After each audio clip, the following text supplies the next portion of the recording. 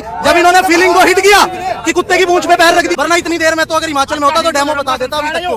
Patience होना, बिना टोके सुनना। नहीं एक मिनट, अरे भैया हमने एक बार एक बात कही थी कि डिजिटलाइजेशन नहीं हो सकती इंडिया में। 25 पैसा या 40 पैसा कैसे देंगे हम, ऑनलाइन कैसे करेंगे? आज पूरी इंडिया में नहीं चला क्या ऑनलाइन? चीजें बदले नहीं। 2014 में जो इनकम थी एक नॉर्मल सा बिहार राज्य है, उसकी भी बता देता हूँ तो मैं क्या कैसे ये देश को गुमराह करती है। बिहार की पर कैपिटा इनकम 2005 में 835 रुपए थी, ठीक है, ध्यान से सुनना, 835 रुपए थी।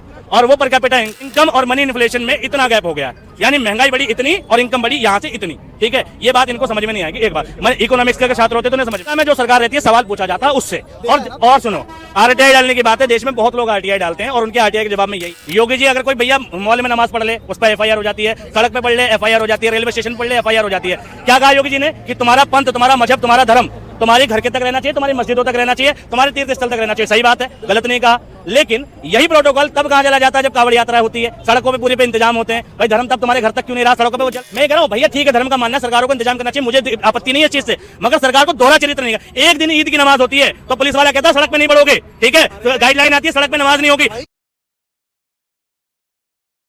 अगर इनको सरकार अच्छी लगती है मायावती की, केजरीवाल की, इनका अपना ओपिनियन है, हमारा ओपिनियन अपना है। We can stand for our opinion, ये अपने के लिए रहेंगे, किसी के ओपिनियन को ये गलत नहीं बोल सकते। और मैंने अकेले नहीं, या मेरा वोट तो यूपी में है नहीं, मैंने तो यूपी में योगी को जितवाया नहीं, इन्हीं लोगों ने जितवाया भाई, मैंने तो नहीं जितवाया ना। मैं बताऊं कैसे जीते सर, बताइए। घोटाले से, अब ये घोटाले पे आ गए, बताओ बताओ।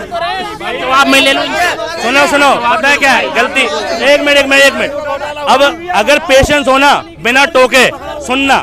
नहीं एक मिनट, 100 मूर्ख भी मिल जाए तो एक सही इंसान को गलत ठहरा देते हैं, मगर वो गलत होता नहीं। एक मिनट सुनो यार, मैंने क्या कहा, सुन नहीं पाए, सुन सकते हो। चिदम्बरम ने एक बार एक बात कही थी कि डिजिटलाइजेशन नहीं हो सकती इंडिया में। 25 पैसा या 40 पैसा कैसे देंगे हम, ऑनलाइन कैसे करेंगे? आज पूरी इंडिया में नहीं चला क्या ऑनलाइन? चीजें बदले नहीं। कौन एनपीसीआई कौन लाया? नहीं लाया कौन? एनपीसीआई लाया कौन? नहीं लाया कौन? नहीं लाया कौन? अरे वही चीज करते, सुनिए सवाल करते तो जवाब सुन लिया कीजिए। चीज को रिप्रेजेंट कर रहा हूँ। नेट बैंकिंग करते थे आज से कितने साल पहले, उतनी नेट बैंकिंग चलती, शायद मैंने नहीं करी। अरे मैं बताता हूँ, नेट बैंकिंग की बात नहीं कर रहा हूँ। सुनो, एक ठेले वाला था, आज 1-1 रुपया 2-2 रुपया ऑनलाइन ले रहा है। कौन सी जगह पे? सुनने की दिक्कत पता है ये सुनो ये है बीजेपी का, उधर जाओ यार, सुनो ये है बीजेपी के दूर सपोर्टर, ठीक है। और इनको एक भाई सुना करो यार, सुना करो, फिर मैं मिसालें देता हूँ, तुम्हारे को नहीं बोला लेकिन फिर भी ठीक है। ये कह रहे संस्कार हैं। पहली बात तो भैया हिमाचल, मद्रास, जहां भारत के जिस कोने में चलना हो चल देना, ठीक है, खुला चैलेंज, कोई दिक्कत नहीं, ठीक है। एक बात, दूसरी बात, ठीक है भाई, ये कह रहे हैं कि पहले तुम्हारी तनख्वाह, 2014 में मेरा बिजनेस था, ठीक, ध्यान से सुनना, कोविड के टाइम पे मैंने बिजनेस बंद कर दिया, उसके बाद मैं पार्ट टाइम में स्कूल जाता था, अभी भी स्कूल में ही हूँ। बिजनेस और स्कूल एक साथ चल सकते हैं, मैं बिजनेस, ठीक है। और सुनो मेरी बात, तो तुमने कहा कि पहले स्कूल जाते थे, अभी नौकरी थी, अभी बिजनेस हो गया, तो बिजनेस था मेरा, अब भी है, ठीक है। और एक बात, दूसरी बात, ये कह रहे हैं कि 2014 में जो इनकम थी एक नॉर्मल सा बिहार राज्य है, उसकी भी बता देता हूँ तो मैं क्या कैसे ये देश को गुमराह करती है। बिहार की पर कैपिटा इनकम 2005 में 835 रुपए थी, ठीक है, ध्यान से सुनना, 835 रुपए थी। और वो पर कैपिटा इनकम जब नीतीश की सरकार आई 2019 में मोदी जी के शासनकाल में, ठीक है, वो हो गई 48,000 रुपये, ठीक है, 835 और 48,000 रुपये, ध्यान से सुनना, ठीक है। अब ये समझने की बात है कि 2004-05 में, ठीक है, जो 835 रुपये थी, उसके बाद 2019 में जो बनी, तो वो जो 835 रुपये थे, ठीक है, 2004 के, ठीक है, उतने रुपए में जितनी शॉपिंग हो रही थी 2004-05 में, वो आज के 40,000 रुपयों की शॉपिंग के बराबर थी। यानी 835 में जो सामान आ रहा था वो आज 40,000 रुपये में आता है। तो कितनी तरक्की हुई 2004 से अगर देखा जाए तो, यानी वो 835 आज के 40,000 रुपये हैं, ये समझा जाए तो। देश को गुमराह करें कि तुम्हारी इनकम भी तो बढ़ी है, इनकम और मनी इन्फ्लेशन में इतना गैप हो गया है, यानी महंगाई बढ़ी इतनी और इनकम बढ़ी यहाँ से इतनी, ठीक है। ये बात इनको समझ में नहीं आएगी। एक बात, मैं इकोनॉमिक्स के अगर छात्र होते तो नहीं समझ में आती। दूसरी, ठीक है, तुम सॉफ्टवेयर के छात्र हो, ठीक है, ठीक है, नहीं सुनो, रुक जाइए, ठीक है, अब इसके बाद दूसरी बात रह गई। ये कह रहे योगी भाई हॉस्पिटल भाई उनने बनवाया तो उससे बनवा लो ना। मौजूदा में जो सरकार रहती है सवाल पूछा जाता है उससे। और सुनो, आरटीआई डालने की बात है, देश में बहुत लोग आरटीआई डालते हैं और उनके आरटीआई के जवाब में यही है कि योगी जी ने अस्पताल नहीं खुलवाए, ठीक है भाई, स्कूल नहीं खुलवाए। और रही बात सड़क, तुम देख रहे हो सड़कें पहले भी बनती थी, रफ्तार बढ़ी इस गवर्नमेंट में, सच बात है, नितिन गडकरी परफॉर्मिंग नेता है, ठीक है। अब यहाँ पर क्या है, सड़कों के किनारे जो कॉलोनियां हैं उनमें स्कूल हॉस्पिटल नहीं है आज भी। ये जहाँ रहते हैं, नोएडा सेक्टर 63 रहते हैं, मैं चैलेंज देता हूँ उन्हें, नोएडा एनसीआर का क्षेत्र, गाजियाबाद, इंदिरापुरम, खोड़ा, तुम्हारा नोएडा, सारा क्षेत्र 70% हायर एजुकेशन के लिए दिल्ली पे डिपेंड है, 70% हॉस्पिटैलिटी के लिए दिल्ली पे डिपेंड है। और दिल्ली में केजरीवाल के हॉस्पिटल हैं, सेंट्रल गवर्नमेंट के हॉस्पिटल कम है, स्टेट गवर्नमेंट के ज्यादा है, ठीक है। सारा खोड़ा लाल बहादुर शास्त्री जाता है, ठीक है, ठीक है, सारा खोड़ा लाल बहादुर जाता है अपने नॉर्मल इलाज के लिए, और सारा खोड़ा दिल्ली के स्कूलों में जाता है, बहरामपुर, गाजियाबाद सब दिल्ली जाता है, ठीक है। अब थोड़ा सा टाइम नहीं है, हाँ बोलिए। अब इन्होंने बोला कि वो लोग वहाँ पे जाते हैं, तो अब से जब से योगी सरकार आई तभी से जाना शुरू किया, पहले तो यही इलाज हो जाता होगा, पहला पॉइंट मेरा। तो मतलब लोग तो पहले से ही जा रहे हैं, तो ना उस सरकार ने इनको कुछ दिया ना ये दे रही है। एक मिनट, मैं आपके बीच में बोला, मैंने बोला, उसने भी नहीं दिया, तो फिर ये किस बात पे सपोर्ट करते हैं सरकार। लेकिन रुक जाइए, मुझे बात करने दीजिए। बोला इन्होंने अपने मुंह से बोला कि भाई अब पहले से लोग वहां जा रहे, तो आपने उस समय कितना इसके ऊपर आपने अपना एक्शन लिया, कितना आपने इसके अगेंस्ट में विरोध दिया।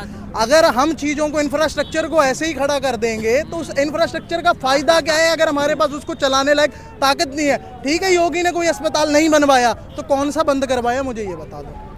मैं सिंपल चीज, एक मिनट, अगर वो उनको गलत होता, अभी सुनिए, कौन सा यूपी का अस्पताल है जहाँ पे धर्म देख के आज इलाज हो रहा है, बताओ योगी ने क्या कर दिया चोला पहनने से।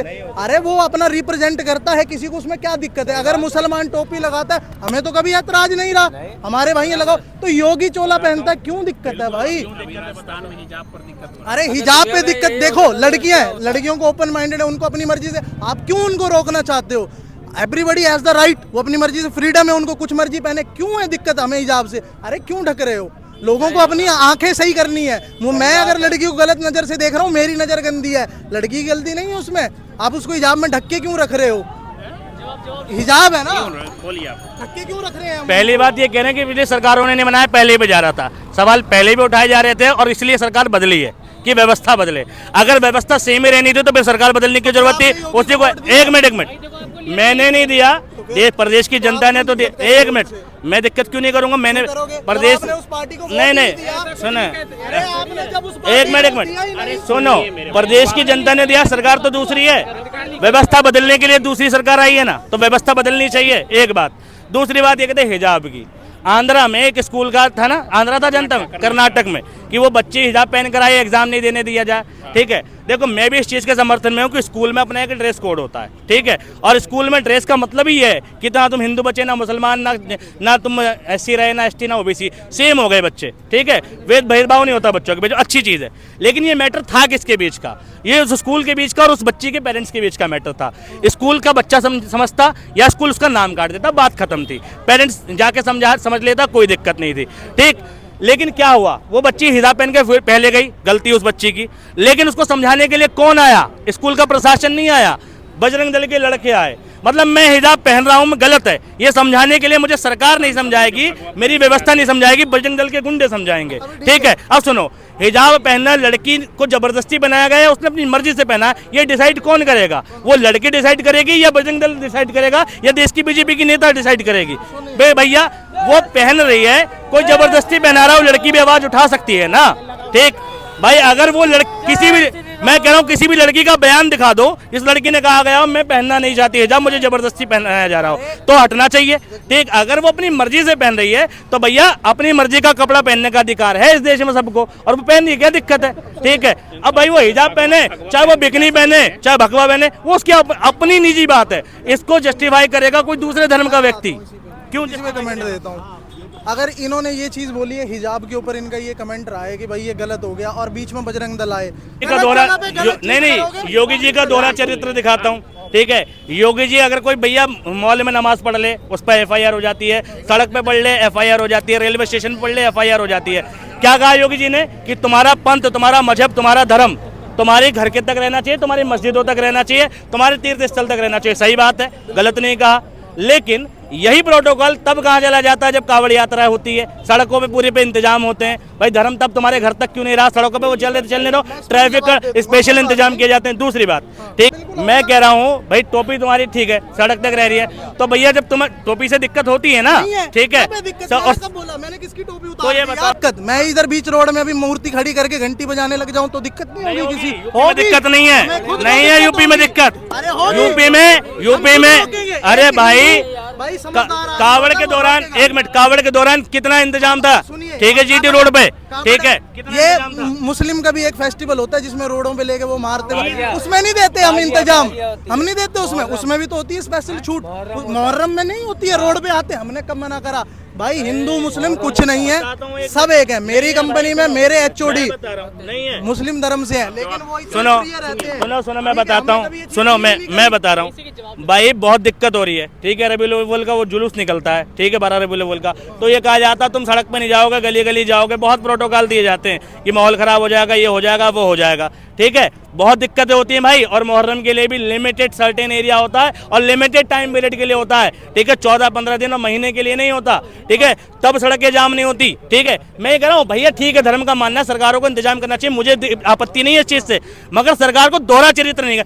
एक दिन ईद की नमाज होती है तो पुलिस वाला कहता है सड़क पे नहीं बढ़ोगे, ठीक है, तो गाइडलाइन आती है सड़क पे नमाज नहीं होगी। कितनी देर की नमाज थी? 10 मिनट 15 मिनट, सुनो 10 मिनट 15 मिनट की नमाज के लिए सड़क जाम नहीं कर सकते, सड़क पे नहीं होगी, प्रशासन इंतजाम नहीं कर सकता, लेकिन 8-8 दिन, 14-14 दिन, 15-15 दिन और महीने भर के लिए कावड़ यात्रा का इंतजाम किया जाता है, ठीक है, सड़कें जाम की जाती है, ट्रैफिक किया जाता है, वो होगा क्योंकि देश में डेमोक्रेटिक नहीं डिक्टेटरशिप चल रही है, क्योंकि देश में धर्म का शासन चल रहा है, ठीक है। भाई मेरा सवाल यही तो है, सुनो मैं कमेंट दूंगा, इन्होंने बोला कि 10 मिनट की नमाज होती है, वो यहाँ पे नहीं, रोड पे नहीं होनी चाहिए। अरे आपने इतनी बड़ी बड़ी इतनी अच्छी अच्छी मस्जिदें बनाई है, खुदा की इबादत का घर है, वहाँ पे करो ना। कौन कह रहा है पाकिस्तान भागो? सबका देश है, सब मिलके रहेंगे। राहत इंदौरी ने नहीं भाई, ये गलत चीज है। राहत इंदौरी ने बोला था ना, किसी के बाप का हिंदुस्तान नहीं है, सबका खून है इस मिट्टी में, ठीक है। अगर हिंदुओं ने लड़ाई करी आजादी के, हिंदुओं ने लड़ाई करी नहीं, ये अलग, अरे वो अपने आप को रिप्रेजेंट कर रहे हैं, हर एक जैसा पूरी 100 बनाई है, ये कह रहे थे अच्छी मस्जिद बनाई है, उसमें नमाज पढ़ेंगे। भाई मुसलमान को शौक है सड़क पे नमाज पढ़ने का। ईदगाह जब फुल हो जाती है, जब जगह ज्यादा लोग होते हैं और जगह कम होती है, तब मजबूरी में सड़क पे आते हैं, ठीक है, तब। और ईद की नमाज एक ही दिन होती है, एक ही दिन होती है और 15-20 मिनट के लिए होती है। सरकार पहले की सरकारें अरेंजमेंट नहीं कर रही थी, पहले तो कभी कोई दिक्कत नहीं हुई, अखिलेश की सरकार में नहीं हुई, मायावती की नहीं हुई, कांग्रेस की में नहीं हुई, ठीक है, अटल बिहारी वाजपेयी की सरकार में दिक्कत नहीं थी, ठीक है, राजनाथ की सरकार में दिक्कत नहीं थी नमाज, कल्याण सिंह की सरकार में दिक्कत नहीं थी नमाज पढ़ने पे, लेकिन योगी बाबा की सरकार में दिक्कत है। 5 मिनट 15 मिनट के लिए प्रशासन इंतजाम नहीं कर सकता, लेकिन महीने भर के लिए कावड़ का इंतजाम कर सकता है, ठीक है। अभी एक चीज के ऊपर इन्होंने बोला मस्जिद फुल होगी, लोग सड़कों पे आ गए। कौन से नवरात्रे होते हैं, कौन सा शिवरात्रि होती है, लोग सड़कों पे मूर्ति लगाते हैं? बताओ मुझे, बोलिए कौन से मूर्ति लगाते हैं? अरे कावड़ है ना, कावड़ में इसलिए होता है हरिद्वार। कौन सा नवरात्रि, कौन सा शिवरात्रि में सड़कों में मूर्ति लगाते हैं? मंदिर में पूजा करते, कितनी भी भीड़ होगी, जाते। अरे सुनिए, पहले बोलने दीजिए। जाते हैं मंदिर में, अपना जुगाड़ करते हैं, या हम अपने घर में ही पूज लेते हैं, ठीक है। दूसरी चीज, अरे यूपी से कावड़ जाएगा हरिद्वार से लेने, गंगा से पानी लेने, तो क्या इंतजाम नहीं करेंगे? हज पे कौन सा टैक्स ले रही है हमारी सरकार? लगा दिया मोदी ने टैक्स, आज भी हज यात्रा कब लगा? सब्सिडी खत्म होनी चाहिए, अपने पैसों से यात्रा करो ना। वो कोई दिक्कत नहीं।